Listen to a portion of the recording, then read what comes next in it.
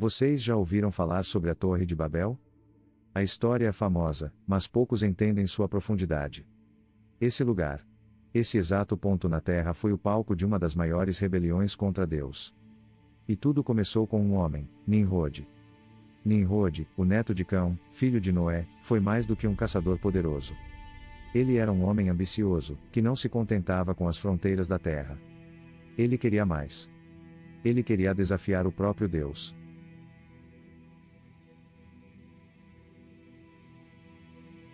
Eles não construíram essa torre para glorificar a Deus.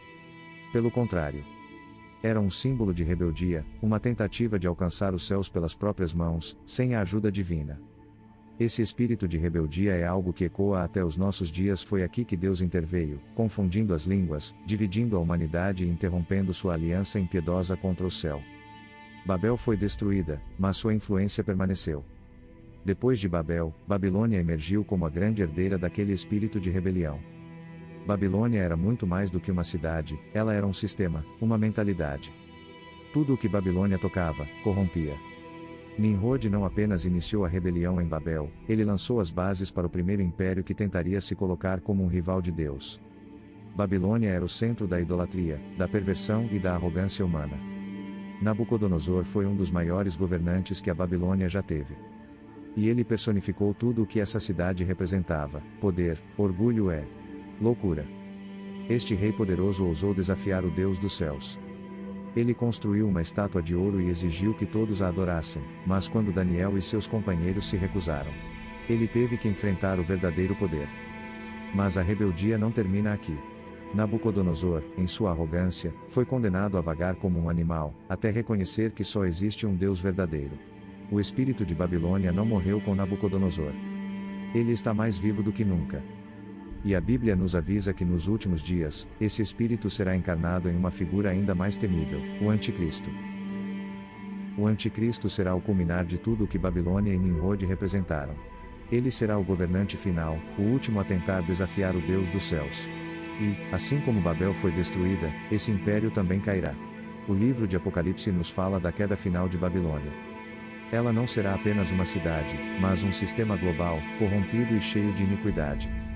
E quando ela cair, o mundo inteiro tremerá. E assim, como no início dos tempos, Deus triunfará sobre toda a rebeldia. A Torre de Babel, Babilônia, Nabucodonosor, o Anticristo, todos esses serão derrotados, e o reino de Deus prevalecerá. Após o dilúvio, a humanidade estava em um novo começo. Os descendentes de Noé se espalhavam pela terra, mas havia uma marca indelével de rebelião no coração do homem. Entre esses descendentes, emergiu Nimrod.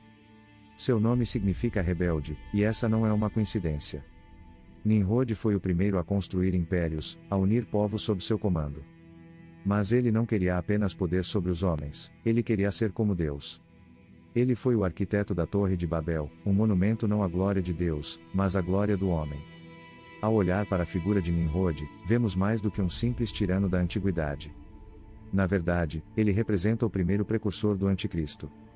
Ele foi o primeiro a tentar estabelecer uma ordem mundial que desafiava Deus diretamente, e isso ecoa no livro de Apocalipse. A Bíblia fala de um governo final que se levantará nos últimos dias, encabeçado pelo Anticristo.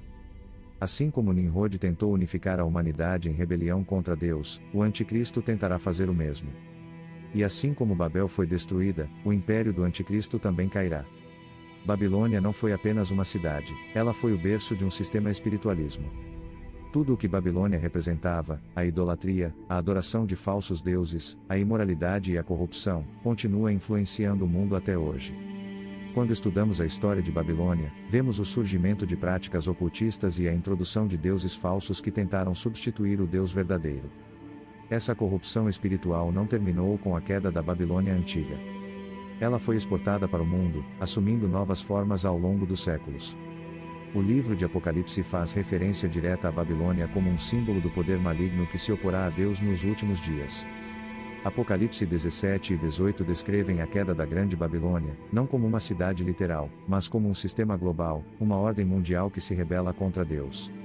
Essa Babilônia dos últimos dias será a culminação de todos os impérios que tentaram derrubar a soberania de Deus, desde Nimrod até os reinos atuais. É por isso que a queda de Babilônia será tão significativa, pois simboliza a destruição final do domínio do mal sobre o mundo. Nabucodonosor foi o governante mais poderoso da Babilônia. Ele construiu um império que desafiava as nações vizinhas, mas foi confrontado com o poder de Deus em um sonho profético.